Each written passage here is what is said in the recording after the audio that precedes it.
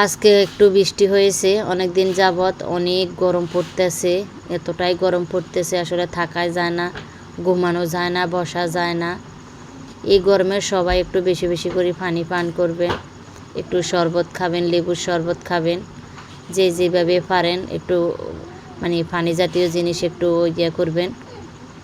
তো ঠান্ডা পানি বলতে ফ্রিজের পানি একটু কম খাবেন, যদিও খেতে আরামে লাগে, ভালোই লাগে, কিন্তু এগুলো পরবর্তীতে ক্ষতি করে। তো এগুলো থেকে একটু সতর্ক থাকবেন, বিশেষ করে বাচ্চাদের একটু সতর্কই রাখবেন। হ্যালো এভরিওয়ান, আসসালামু আলাইকুম। সবাই কেমন আছেন? আশা করি সবাই ভালো আছেন। আলহামদুলিল্লাহ, আমিও ভালো আছি। তো চলে আসলাম আবারও নতুন একটা ভিডিও নিয়ে, আশা করি আপনাদের সকলের ভালো লাগবে। তো আজকে আমি ফাঙ্গাস মাছ দিয়ে কাঁঠালের বিচি দিয়ে রান্না করব। তো এখানে আমি ফাঙ্গাস মাছটা আগে ভেজে নিয়েছি, সেটা অবশ্যই দেখতে পাচ্ছেন।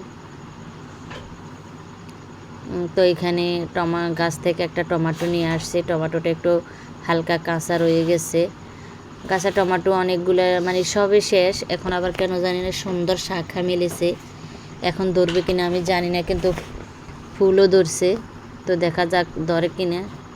তো আমার এমনিতেই প্রয়োজন করা আছে, তো ওগুলো আর নামাই নেয়। ওগুলো নামাইলে ওগুলো আবার বরফ হয়ে রয়েছে, ওগুলো আবার করতে হবে।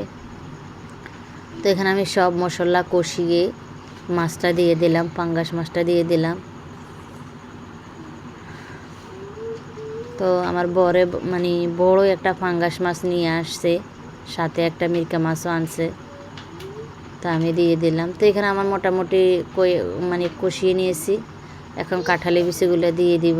এই যে কাঁঠালি বিচিগুলো আমি সাথে একটা আলুও দিয়েছি, পরিষ্কার করে আনছি, কিন্তু ফুল পরিষ্কার হয় নাই। এই যে এখনও অনেকগুলো রয়ে গেছে কালো কালো এগুলো।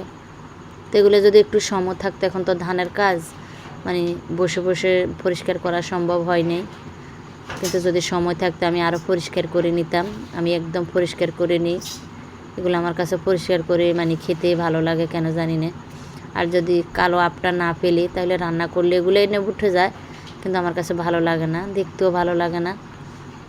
এই কারণে যেভাবে হোক আমি এগুলো পাকায় ডলে একটু, যাদের পাটা আছে, পাটায় একটু ঘষা দিলে উঠে যাবে। তো আমি এরকম ফাঁকা ফাঁকা জায়গায় একটু ডলা দিয়েছে, এগুলো উঠে গেছে। তো আমি কাঁঠালের বিচিগুলো দিয়ে দিলাম, দিয়ে ভালো করে একটু নাড়াচাড়া দিয়ে দিলাম। এখানে আপনারা সবসময় কাঁঠালের বিচির সাথে একটু পাতা ব্যবহার করবেন। এটা হতে পারে পুঁই শাকের পাতা, এটা হতে পারে কুমড়োর শাক, এটা হতে পারে লাউ শাক, যে কোনো শাক একটু ব্যবহার করবেন, দেখবেন এত ভালো লাগবে কাঁঠালের বিচির সাথে। তো আমি 2টা কুমড়া পাতা দিয়েছি।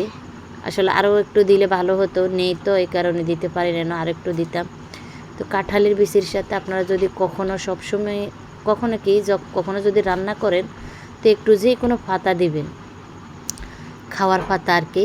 তো কিন্তু অনেক মজা হয় এই পাতাটা দিলে। তো এই যে দেখেন আমিও দিলাম, দিয়ে ভালো করে করে নিলাম, নাড়াচাড়া দিয়ে দিলাম, যাতে পাতাগুলো একটু সিদ্ধ হয়ে যায়। তো আমার কিন্তু তরকারিটা হয়ে আসছে। আমি ধনিয়া পাতাটা দিয়ে দিলাম, যেহেতু ধনিয়া পাতা একটু সিদ্ধ হওয়ার ব্যাপার আছে, এই ধনিয়া পাতাগুলো একটু শক্ত শক্ত হয়। এগুলো তো আমাদের নিজের গাছের ধনিয়া পাতা, পুকুর পাড়ে হয়। তো এই যে এই তরকারিটা বিশেষ করবেন না, এই তরকারিটা আমি যেদিন রান্না করছি ওই দিন আমাদের বিয়ের দাওয়াত ছিল। তা আমরা সবাই বিয়ের দাওয়াত খাওয়ার জন্য চলে গেছি, পরে রাত্রে খেয়েছি, অনেক মজা হয়েছে। সবাই ভালো থাকবেন।